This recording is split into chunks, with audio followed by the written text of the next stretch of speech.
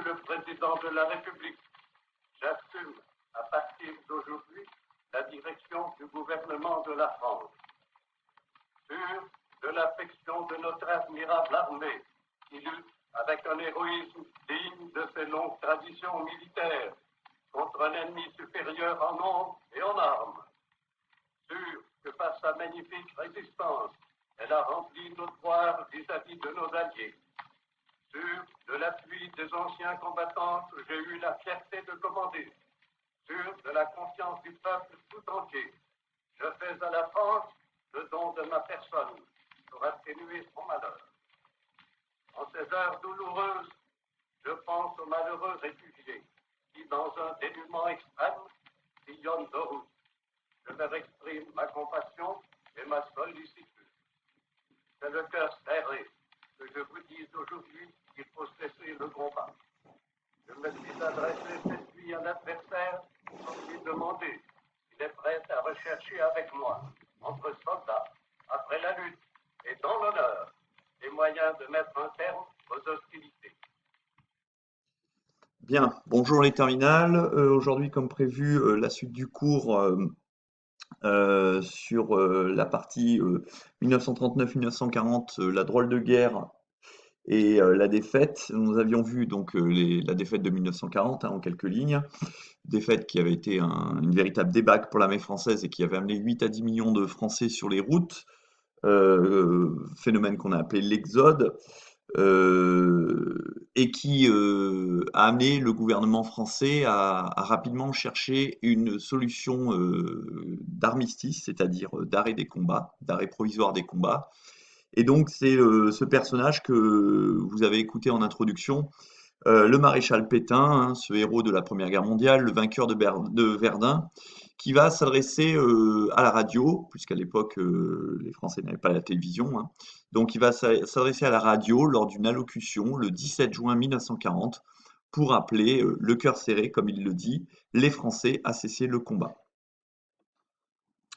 Donc nous allons voir maintenant le petit B, le choix de l'armistice que vient d'appeler à signer le maréchal Pétain dans son allocution radio et ses conséquences immédiates. Et pour cela, vous deviez faire un travail à la maison, donc à l'aide des pages 90-91 du manuel. Donc juin 1940 en France, arrêter ou continuer la guerre. Donc ça va permettre de nous voir, les deux points de vue qui sont affrontés à ce moment-là, même si le premier, arrêter la guerre, était très très largement majoritaire à ce moment-là. Donc nous sommes dans un contexte, comme je viens de le dire, d'effondrement total, hein, l'armée française est en déroute, la population est sur les routes, le gouvernement a fui d'abord à Tours, puis devant l'avancée des troupes allemandes a fui à Bordeaux, et donc on est vraiment dans une situation catastrophique, et le gouvernement est profondément divisé. Il est profondément divisé sur la conduite à tenir, faut-il poursuivre la guerre, ou faut-il cesser le combat? Donc le choix de continuer la guerre, notamment depuis l'Afrique du Nord, avec le soutien notamment du Royaume-Uni, hein, qui est lui toujours en guerre, est soutenu par le président du Conseil qui s'appelle Paul Reynaud, hein, donc c'est le chef du gouvernement, hein. Il existait un président de la République qui s'appelait Albert Lebrun, mais il n'avait pas beaucoup de pouvoir. Ce choix de continuer la guerre est soutenu entre autres par un jeune secrétaire d'État qui vient de faire son entrée au gouvernement, qui s'appelle le général de Gaulle. Donc ça, c'est le choix de continuer la guerre. Alors continuer la guerre à tout prix, soit depuis l'Afrique du Nord, soit depuis, selon la théorie gaulienne, le réduit breton, c'est-à-dire se réfugier en Bretagne et continuer la guerre. Une union franco-britannique est même décidée, c'est-à-dire de faire de la France et de la Grande-Bretagne qu'un seul pays pour pouvoir continuer la guerre. Donc ça, c'est les partisans de la continuité des combats. Et puis, ces partisans de poursuivre la guerre sont tenus en échec par un autre groupe qui devient majoritaire au sein du gouvernement, qui est celui des partisans de l'armistice, qu'on surnomme aussi les défaitistes, qui sont rangés notamment derrière un personnage très important qui s'appelle le maréchal Pétain. Alors, le maréchal Pétain, hein, vous en avez forcément entendu parler, notamment dans vos cours de troisième, puis l'année dernière aussi en première quand on a travaillé sur la Première Guerre mondiale, même si on a survolé Verdun. Donc Philippe Pétain, hein, c'est un personnage qui est relativement âgé au moment où la Seconde Guerre mondiale démarre, et puisqu'il a 84 ans, il est né en 1856. dans le nord de la France, hein, et il est surtout immensément célèbre et immensément populaire en France parce qu'en 1916, il a pris en main le commandement des armées françaises à Verdun.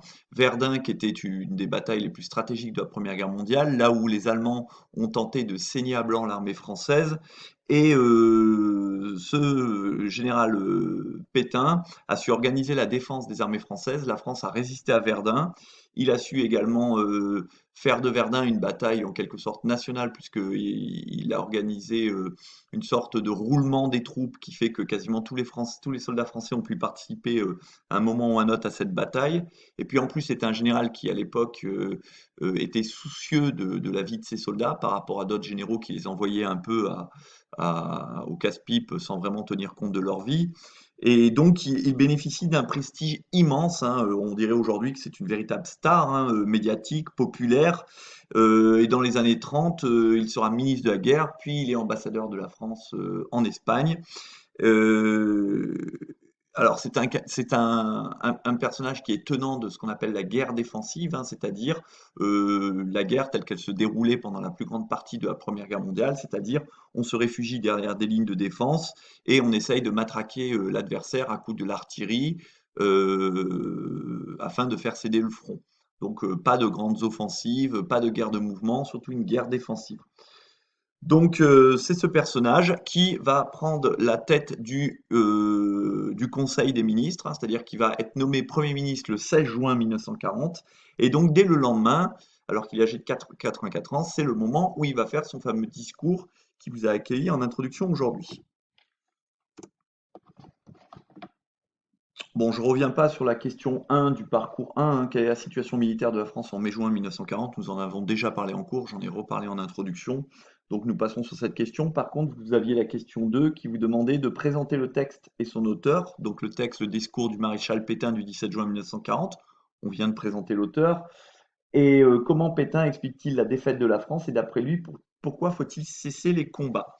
Donc ce discours a lieu à la radio, hein, donc un discours radiodiffusé et donc on voit ce monsieur qui est très âgé hein, pour l'époque, 84 ans c'est déjà âgé aujourd'hui, vous imaginez il y a 80 ans, et qui parle d'une voix un peu chevrotante et qui va saisir au cœur la plupart des Français qui vont l'écouter à la radio parce qu'il annonce quelque chose qui n'est pas entendable pour les Français, c'est-à-dire le fait que la France a été vaincue en un gros mois, alors qu'elle se considérait comme l'une des plus grandes puissances militaires du monde, qu'elle avait vaincu l'Allemagne pendant la Première Guerre mondiale, et que les Français étaient bercés par l'idée qu'ils étaient toujours une très grande puissance. Et là, c'est l'humiliation totale. Et voilà que le maréchal Pétain s'adresse à la radio. Donc, dans cet extrait du discours, Philippe Pétain va annoncer aux Français sa volonté de demander l'armistice. Il dit je vous dis aujourd'hui qu'il faut cesser le combat. Donc, c'est ça l'armistice, c'est la cessation provisoire des hostilités, c'est-à-dire la cessation momentanée des combats avant de faire un traité de paix. Donc, il dit dans ce discours hein, je me suis adressé à l'adversaire, j'ai recherché les moyens de mettre un terme aux hostilités, donc il y a bien une volonté de cesser les combats. Alors, comment il explique la défaite? Eh bien, pour lui, l'armée et ses chefs ont été héroïques, hein, c'est ce qu'il dit dans son texte.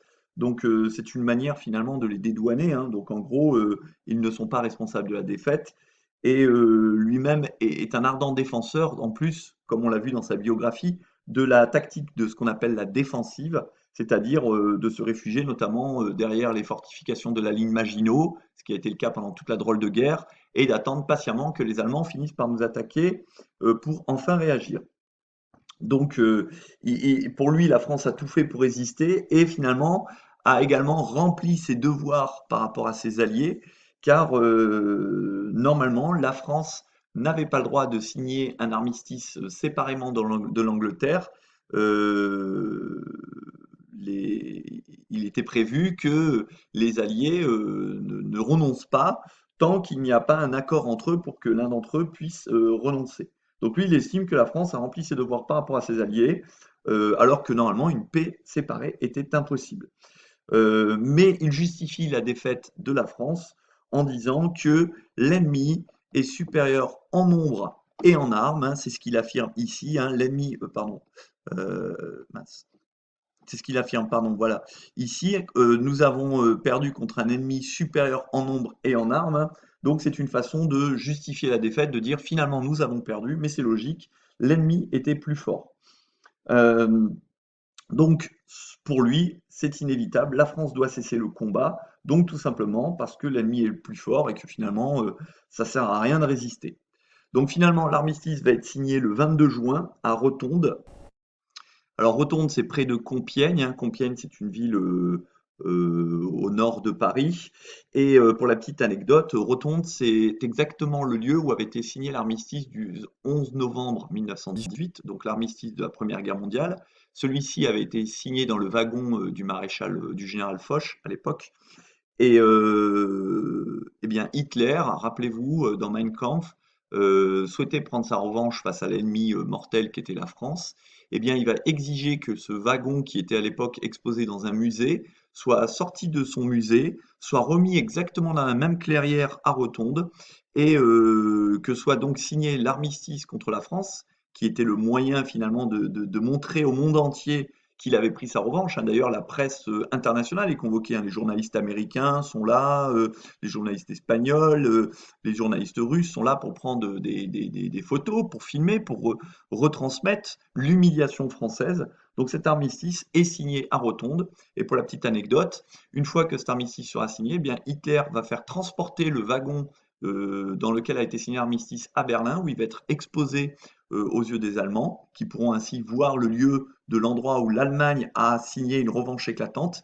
Et lorsque Berlin sera bombardé par les Soviétiques en 1944-45 et que Berlin sera en train d'être prêt à tomber aux mains des Soviétiques, eh bien Hitler va exiger que ce wagon soit brûlé, histoire que les Alliés, à nouveau, ne se servent pas de ce wagon pour prendre une nouvelle revanche. Et donc, c'était un objet symbolique qui devait à tout prix disparaître et ne plus être utilisé à la fin d'humilier l'Allemagne. Donc l'armistice, ben, finalement, quand il est signé, ben, il est plutôt bien accueilli, hein. Il est accueilli avec soulagement par la France. Non pas que ça rende les Français heureux, évidemment, ça ne vous rend pas heureux d'être humilié, mais par contre, les Français ont vraiment l'impression que c'est foutu. Nous sommes envahis, hein. Il faut dire que les Allemands ont dépassé Paris. Le territoire est bombardé, les foules de réfugiés sur la route se font mitrailler par les Stuka, les avions allemands. Les Français se disent nous avons perdu, il faut donc cesser les combats. 2 jours plus tard, l'armistice sera signé le 24 juin avec l'Italie, car l'Italie nous avait également déclaré la guerre quelques jours avant, et avait péniblement gagné quelques kilomètres carrés de territoire dans la région de Nice et dans la région des Alpes entre la France et l'Italie. Alors ensuite, on va passer directement à la question 4 qui portait sur le document 6. Quels sont les aspects apparemment positifs de l'armistice pour l'État français? Car l'armistice, il concerne, il a différentes clauses, hein. Donc, point positif pour la France, elle conserve son empire colonial, elle conserve son aviation, elle conserve sa flotte et elle conserve une partie du territoire qui reste libre, qu'on appelle la zone sud. Alors cette zone sud, elle est matérialisée, hein, sur la carte, vous la voyez, elle est en jaune, hein, sur la carte, cette partie, dont Limoges fait partie à l'époque de la zone sud. La zone nord, donc en bleu, est occupée par l'Allemagne. La zone verte, à la frontière italienne, est occupée par l'Italie. Ici, en orange marronasse, là, c'est l'Alsace-Moselle qui est annexée à l'Allemagne, c'est-à-dire que ça ne fait plus partie de la France, hein. La France l'avait récupérée en 1918, et bien de nouveau, ça repasse aux mains de l'Allemagne. Et la zone de l'île Bruxelles en Belgique est rattachée au commandement allemand de Bruxelles. Donc vous remarquez que toute la côte française est en zone occupée, les Allemands souhaitant éviter un débarquement ou que des renforts du Royaume-Uni puissent arriver sur la côte française. Donc vous voyez au passage que la ville de Paris également est en zone occupée. Et entre ces deux zones, il y a une sorte de frontière interne à la France que l'on appelle la ligne de démarcation.